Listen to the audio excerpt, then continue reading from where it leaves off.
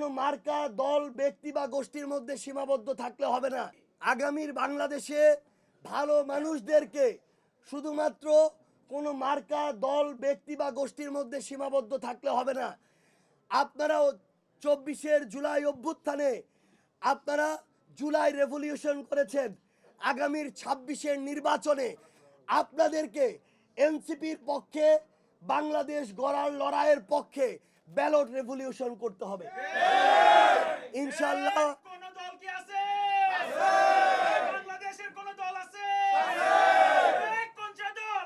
NCP. আরো জোরে NCP.